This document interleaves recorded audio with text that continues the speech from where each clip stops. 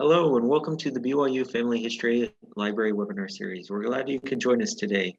I'm Bryant and I'll be your host for this webinar. If you have technical difficulties during the webinar, please use the chat box and I can address your concerns. You are welcome to use the chat box or the Q&A feature during the webinar for comments, insights, and questions. However, all questions will be addressed at the end of the presentation. Our next webinar is next week on Wednesday, the 17th. Using German reference and research tools with Larry Jensen. And that'll be at the same time at 5:30. If you'd like to access a previous webinar, please visit our webinar index on our website or search on our YouTube channel. All of our webinars are recorded and uploaded by the following Monday for your convenience. We also post links to recordings and other updates on our Facebook and Twitter accounts. For today's webinar, we are pleased to hear from Kathryn Grant, who will be giving a presentation on the fabulous following feature on FamilySearch Family Tree. After years on the sidelines, Kathryn began doing family history. Somewhat to her surprise, she discovered that she loved it. Her specialty is helping new family historians find success and maybe even avoid some of the mistakes she's made. Kathryn teaches Sunday classes at the BYU Family History Library and presents at other family history events. Her column on family history ran in the Nauvoo Times for about a year and is still available online. In addition, she's a regular contributor to the FamilySearch blog. Kathryn works as a technical writer and instructional designer with a focus on usability and process improvement. Her current work assignment includes developing training used on mobile devices. Besides family history, she loves uplifting music, thought-provoking books, and springtime. And Kathryn, if you're ready, we'll turn the time over to you. So everybody, welcome to our webinar today. We're so glad that you can join us. I had so much fun preparing for this webinar and I learned a lot. So I am excited to share this with you. I have become convinced that the following feature in FamilySearch Family Tree, how's that for alliteration? This wonderful following feature is probably not appreciated nearly as much as it should be, and probably not appreciated by us as users as much as it should be. So hopefully today during this webinar, you'll get some new information about how the following feature can help you in your family history. So here's what we've got on the schedule for today. First of all, what is the following feature and why do we need it? Second, how do I follow or unfollow someone? Next, I'm following someone, now what? What can I do with the following list? And that's got some pretty exciting things. And then finally, thanks to a wonderful manager at FamilySearch, we in this webinar are getting a sneak peek at a possible future enhancement. And this manager has requested your feedback. So we're going to have a survey that it's in Google Forms. It'll be available at the end of the webinar where you will be welcome to go and give your feedback on this possible new feature. I mean, if everybody loves it, there's probably a better chance that it would be implemented. So if you like it, be sure to let your voice be heard.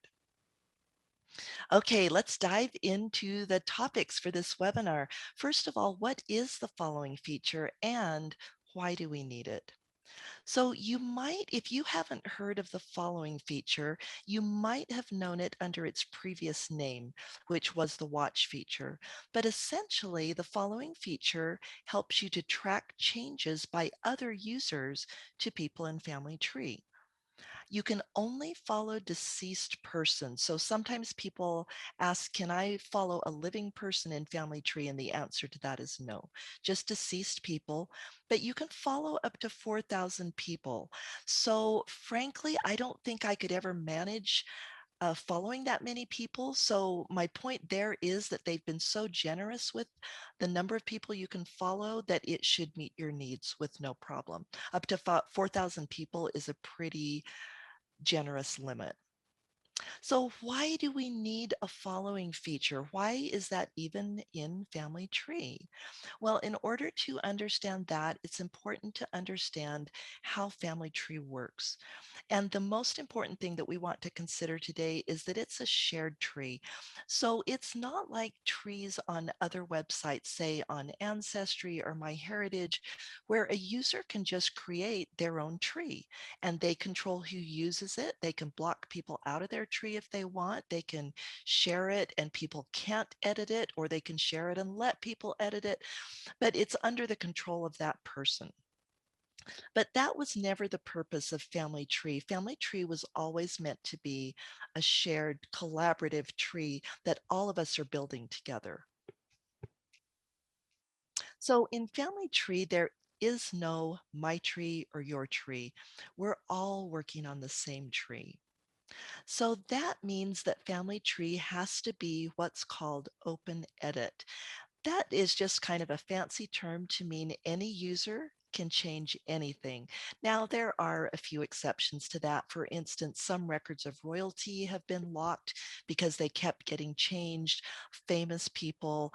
But other than that, of the 1.3 billion names in Family Tree, we can edit a huge percentage of them. I don't know the actual percentage, but if I had to guess, it's probably in the high 90s. So because any user can edit just about anything, it's marvelously powerful. We've kind of unleashed the magic, if you will, of being able to collaborate together to create this wonderful shared pedigree. But as with anything that's powerful, there's going to be mistakes. And so we need the ability to correct mistakes. Well, that leads to the following feature. One of the huge benefits of the following feature is that if you notice a person who's maybe getting changed a lot or merged a lot, and the changes are not correct, you can start to follow that person and be notified when changes are made. So that's a way for you to learn about incorrect changes so you can fix them quickly so that they don't cause additional problems. But you know what? It's not just all about incorrect changes. You can also learn about good changes. For example, you can notice when, or you can be notified when somebody adds new vital information to somebody in your family, or new sources. I've gotten a couple of notifications of new sources, and that has been so exciting to go in and see what other users have found about people that I've been working on. And maybe the most important benefit is that the following feature lets us connect with others that are working on our lines. So let's get down to the nitty gritty. Then, how do I follow or unfollow someone? You know what? Honestly, it couldn't be easier. And a lot of you may have already seen how to do this on the person page. Up at the top, there is a star with the word follow next to it. When you click that star, the star fills in and it changes to following so that you know that you're following that person. Unfollowing somebody is just as simple. You go ahead and click the star and it unfills and the label changes back to follow, and so now you know that you're not following that person. There's another really easy place where you can follow people, and that's on the summary card. Now, the summary card is that little card that you get when you, most places in Family Tree, when you click a person's name. There are a few exceptions to that, but most of the time when you click somebody's name, you're going to get one of these two cards. And you might have noticed that Family Search is in the process of redesigning the website. So for right now, you're going to see some cards, they'll be in this older style, and then some cards will be in the newer style, but they all contain the same information. So on the older style card, you'll see the following right under the name. On the newer style card, for some reason, there's not a label, but there is the star. So you can know that if you click that star and it's filled in, you're following the person. And then if you click it again and the star's not filled in, then you're not following that person any longer. Okay, so that was pretty simple, huh? How to follow somebody. But now that you've followed someone, what does that mean? How does it help you? Well, when you follow somebody, three things happen in the system. The first is that that person is flagged in the system so that you're going to be notified every week if changes are made to that person. So the way you see the notifications is you see this little bell up here. When it has a red dot on it, that means that you've got some new notifications. So you just click the bell and then you get this drop down. And the changes to people that you're following are sent every week and they just show up as a new notification. So that's the first thing that happens. Oh, and I forgot, I did want to show you what it looks like when you click on that email, or it's not an email anymore, it's a notification. It used to be an email. But let's go back here. So if I click on one of these notifications, this is the type of screen that I'm going to see. And there's two useful features, at least two useful features on this screen. The first is that if you click somebody's name, then you're going to get their summary card, and then you can navigate as you normally would using a summary card. So you can go to their person page, you can go to their tree view, you can go straight to their sources, that type of thing. So that's a nice convenience to have, that if you look at this and you go, oh my goodness, what are these changes? I need to look at those immediately. Then you can click the name, get the summary card, navigate to the person page, and check out the changes. But also, another really good feature is that you've got this view activity button at the top and at the bottom. And if you click that, it's going to take you to your following list. And we're going to talk in a few minutes about the following list and some of the great features that are available on it. The second thing that happens is that a notification is added to any of the add or edit screens on the person page. And you might be aware, you just think back to looking at the person page and up in picture the vital information section. So next to the information, like next to the name and next to the birth date, there's going to be either an edit link or an add link. And when you click that, you'll get a screen that looks like this. So this particular screen, I brought it up by clicking edit next to the name. And notice that since somebody is following this person that I clicked edit name on, then it notifies me here that somebody is following this person. And that's kind of a nice feature because it helps people, I think, to slow down and think about the changes they're making. If they know that other people are going to be notified, hopefully it helps maybe some of those random changes that sometimes get made in Family Tree. So this is the second thing that happens. A message will appear on the add or edit screens that are accessed from the person page. The last thing is that the person gets added to your following list. How do you access the following list? By clicking following in that top menu on pretty much any family tree page. So that leads us to actually our next section, which is talking about how to use the following list. And I think you're going to be really excited about some of the features that are available on the following list. So what can you do on the following list? We're going to focus on 6 topics today, and they're actually going to go pretty quickly. So it's not real long, but I think you'll see the power of the different features. So we're going to talk about how you can change the view, how you can expand changes when they're grouped, and how to use the 3-dot menu. And note that those are only available in the person view, but we're going to be talking about how you see the person view.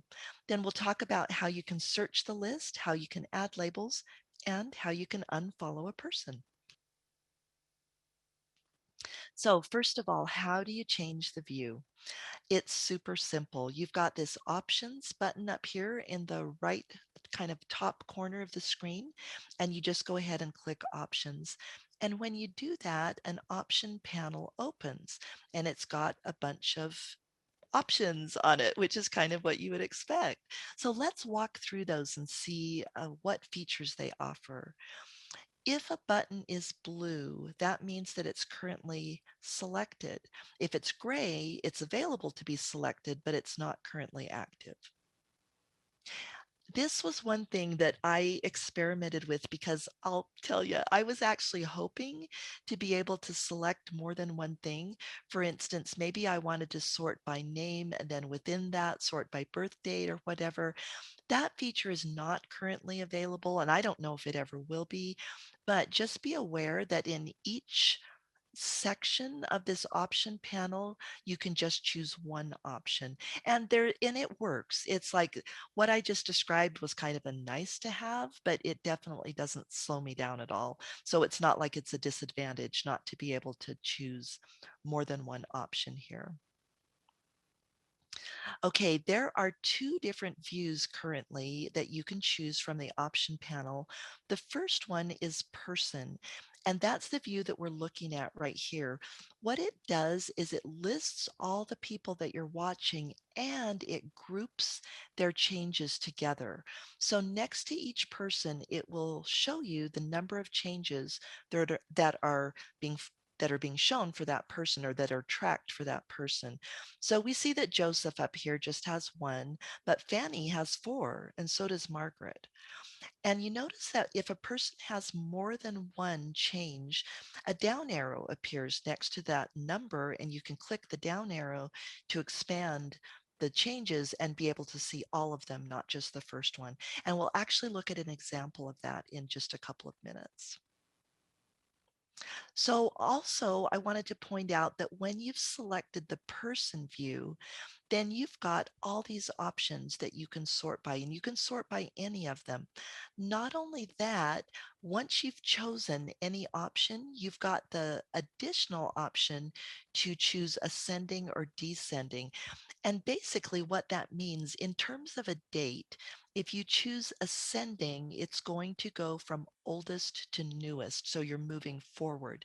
But if you choose descending, then it's going to go from newest to oldest. Well, that's for anything with a number, but what if it's a name? Well, as you'd probably expect, it's alphabetical then. So ascending moves forward in alphabetical order, ABC. Descending would move backwards in alphabetical order. So it would start with Z. And that could be useful if you have a lot of people say at the end of an end of the alphabet, and you just quickly want to show people's names that start with Z or Y or something like that. So you've got your option to do that. The other option for viewing is all changes, and this is just a really simple view where the changes are shown in date order, and they're always shown with the newest date first, and there's no grouping by person. The final thing that I wanted to point out on the view panel, or excuse me, on the option panel, is that you can choose to show your own changes or not. Most of the time, we probably don't want our own changes shown, and so it's off by default because you know your own changes, right? But there may be occasions where you want to see your own changes. And so if you do, you would just click My Changes and it would turn blue, and then your changes would be shown along with all the changes from other users. So how the view affects the list. There are several features that are only available, as we mentioned earlier, when person is selected. And those two features are the expand or collapse multiple changes and the three-dot menu. So let's take a look at both of those. If multiple changes if there are multiple changes for a person, only the first change is shown, but you've got this button that you can click to show additional changes. And notice that now when I click that button, I can see both changes for Mary Busceby Stuffin. And they appear to be listed in reverse chronological order. So it looks like the newest changes are listed first. And to be honest, I don't know if the ascending, descending option on the panel affects that or not. So that would be an interesting thing to find out. Maybe you can play with it and find out if the date changes. But at least by default, it appears to show the newest changes first when there are multiple changes. And then pretty much as you'd expect, if you want to collapse that expanded view, you just click the button again and it closes that expanded view. So now there is a really cool feature that is a three-dot menu by every person. But again, keep in mind that's only if you've chosen person view. But if you click the three-dot menu, you come up with these options for that person. So I can either, now that I've clicked this three-dot button next to Joseph Amidadab Quabell, I can either add a label or I can unfollow him. Another really great feature here, especially if you've got a long following list, is that you can search by name. So here's an example. Suppose that I type the word Joseph up here in the search box. When I do that, I don't even have to click next or go or anything. The list is just automatically filtered to only those people whose name contains Joseph. So that is really cool too. You notice we've got a bunch of Josephs that have Joseph for first name, but down here we've got a guy with Joseph for a middle name. Well, it also will bring up anybody with Joseph for a middle name or Joseph for a last name. So if Joseph appears any place in the person's name, then they're going to show up when you filter by Joseph. I did want to make a note here that if you are in all changes view instead of person view, only people with changes in the last 60 days will be searched. So anybody, like you see right here on Joseph Pringle, it says there are no changes for him. So in other words, no changes in the last 60 days. Actually, I should back up. Yeah, no changes to display. What that means is there's no changes in the last 60 days. So if you have gone to all changes view, and remember that's the view that is organized in date order, newest to oldest, then when you search in that view, you're only going to get people that have had changes within the last 60 days. I hope that's clear, you guys, but if it isn't, please feel free to post a question in the Q&A.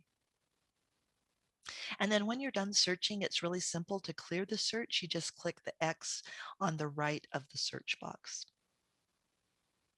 Okay, now we're getting to the super fun part, which is labels. And in my opinion, labels are what put the fabulous in the following list. Let's take a look. So to add a label to somebody, you click people I am following, or as you recall, that option was also available on the three-dot menu. When you click people I am following, you get this list of people that you're following, and each one has the same option as the three-dot menu. So for a label, you would just click add label, and that takes you to a screen where you can either add or create a label. So this is what it looks like. One thing I wanted to point out about labels is that these are completely private. So anything that you label in here, nobody else can see the name of the label or the fact that you've labeled somebody. So this is a big advantage, I think, because you might want to put some notes in there that are personal to you, or create a label that you get but somebody else might not get. So that's a really nice feature, that you can make these labels or use these labels without any concern about them being misconstrued or misinterpreted. The system provides you with some predefined labels. So for instance, I would bet a lot of us have noticed people on our family tree that are constantly changing. So maybe you want to follow that person because you really want to keep an eye on them. So you could label them as actively changing. Or maybe you finished someone as far as they can go. An example of that would be a child that dies in infancy. Well, they're not going to have any spouse, they're not going to have any children. And if you've done all the research that's possible on that person, you could attach the completed label to them and so forth. But also you can create your own labels, and any labels you've created show up right under the system defined labels.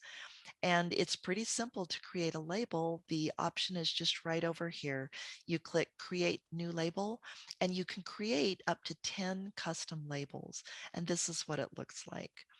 So you get this pop-up window that lets you type what they call a title. It's kind of really the name for the label, and you can make it up to 20 characters. And that limit, I think, is also good, because if we started making our labels too long, they could potentially get confusing. And so this kind of forces us to be very clear in the labels that we create. And actually 20 characters is quite a bit, but it just can't go beyond that. So you do need to keep it within 20. Now, this is like, I think my favorite feature. Well, my favorite bell and whistle on the following list because the whole thing is awesome.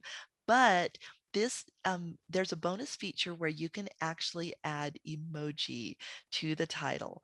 And so if you're on a Windows machine, just hold down your Windows key and type the period.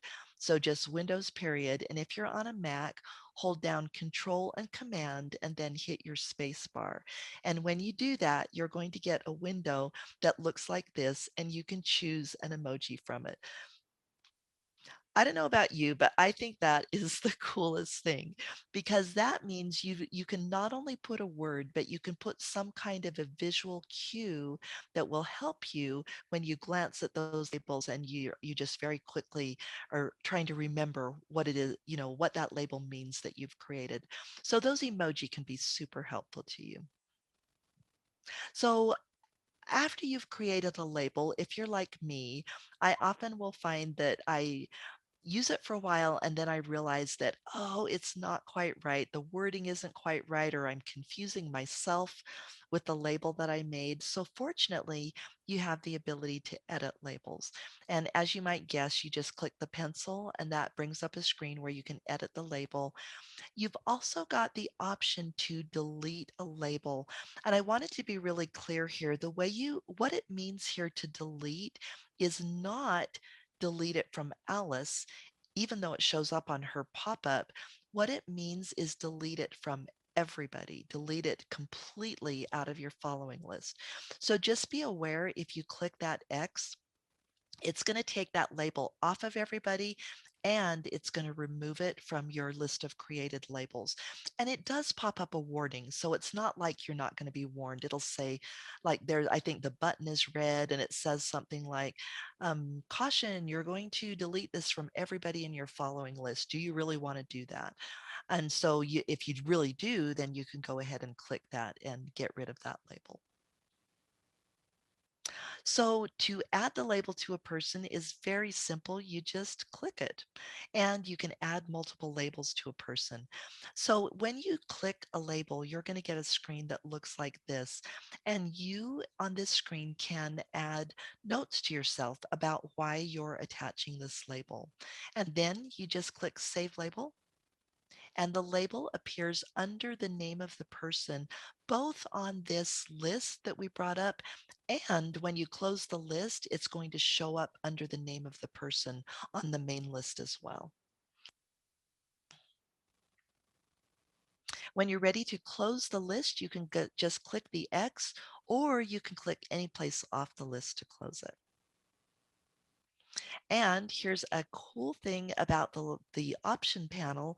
Once you have created a label, or excuse me, I should say, once you have added a label to somebody, whether it's a system label or it's one that you've created, you get a new section added to your options panel. And it will show either all labels, which is the default, or any labels that you have added to somebody. So right now, I've only added the monitor label to somebody, but suppose I had added the completed label, then completed would also show up over here. So to filter the list by a label, you just click the label. So here I've clicked monitor, and now the only people that are showing up in my list over here are people with the monitor label. And then to get rid of it, you would in other words, to unfilter by monitor, you would just click all and it would show you everybody in your list again. Okay, to remove a label, what if you marked somebody completed and then you realized, uh-oh, they didn't really die as a baby. That was a bad source. I need to remove this label, or I don't need to monitor this person anymore, whatever it might be. It's super simple to remove the label. You just click it and you get a screen that looks like this and you click remove and then the label's gone. So now we're to the last feature on our list of 6, and that is how to unfollow somebody from the following list.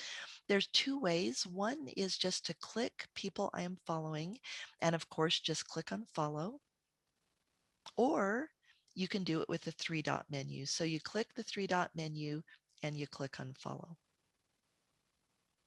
Now we're to the other exciting part of the webinar, which is the possible new option. So there's no guarantees on this that it's going to be built, to be released into the live system, but give your feedback on it as to whether you would like this or not, whether you think this would be valuable. So what it is on the three dot menu, there would be a new option that would show the other people that are also following that same person. So when you click that, you would get a pop-up that looks something like this. It would be a list of all the people who are following that person, including you. So you see, here I am, and it shows that I'm following, and it shows everybody else that's also following that person. What is super cool about this is if you click anybody's name on this list, then you get the flyout like you do in other places in Family Tree. It will give you that person's contact name. And if they've chosen to share their email, it will appear. If they haven't chosen to share their email, then you've still got the option to send them a message using Family Tree messaging. So you can get in touch with these other people who are also following your person here, this person on your line. So if they're following this person, probably you guys are all related. Another possible enhancement would be that on the edit screen, we talked earlier about how you've got this notification that X number of people are following. Well, a potential enhancement is that you could click this and you could see that same list that we just looked at that would show you all the followers, and then you would be able to contact those followers. So what do you think? We would love to have you share your feedback in a quick survey. And at the end of the webinar, I'm going to put the link into the chat. And then we'll also ask Bryant to add it to our YouTube page for this webinar. So we're to the end of our webinar, just before the Q&A. Just by way of summary, we talked about what the following feature is and why we need it. We showed how to follow or unfollow somebody, both on the person page and on the summary card. We talked about what happens after you click follow on somebody. We reviewed the following list and all the wonderful features that are available on it. And we took a sneak peek at a possible future enhancement. So that brings us to the end, and thank you, everybody. And Bryant, do we have any questions? Awesome, thanks, Kathryn. It looks like we do have one question in the Q&A. It says, are the notes attached to a label, or can you have different notes with the same label? That is a really good question. I don't know the answer to that, but I'll give you my opinion. And if anybody on the call, on the webinar today knows the answer, maybe you could post it in the chat. But my guess is that since I clicked a person to attach that label, that the note would only apply to that person. If anybody knows something different, again, please feel free to post that information in the chat. Anything else? Any other questions? I don't see any other questions in the chat box or in the Q&A, but we will give another 15 or so seconds just in case there's any other questions from the audience. That sounds good. And then while we're waiting, I'm going to grab that link and I'm going to post it into the chat. So I'm going to stop sharing. Bryant, I'll turn it back to you. And I will grab that link.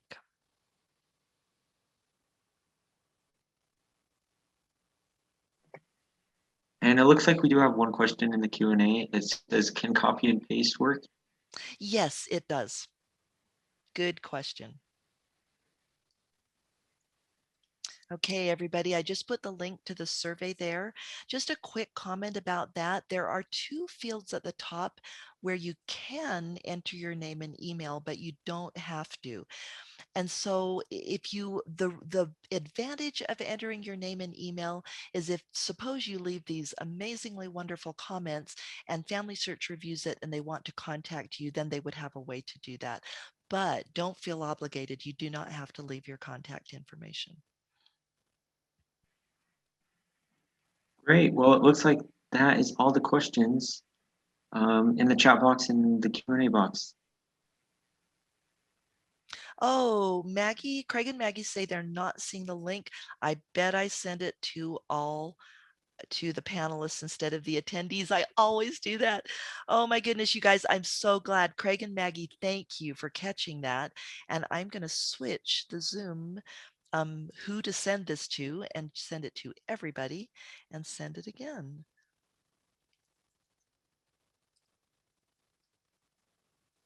Okay, now you guys should be able to see it.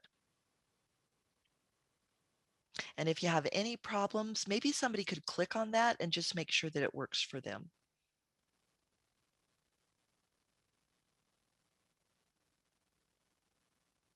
Great. Betty says it works. Thank you, Betty. And I don't know how long we're going to leave this up. I probably should check with the manager at Family Search and see how long he wants to leave it up. But definitely it'll be left up, I would say, at least a week and possibly longer. So thanks, everybody. Great. Yeah. And thank you, Kathryn, for presenting. You bet. Awesome. And just a reminder about our webinar coming on the 17th using German reference and research tools. So be sure to join us for that at the same time, Wednesday, 5:30 p.m. And as always, we will post a recording of this webinar on our website as well as on YouTube within the next couple of days. So we hope to see you at our next webinar. Thanks for coming today, and we hope you have a great day. Thanks, everybody. Bye-bye.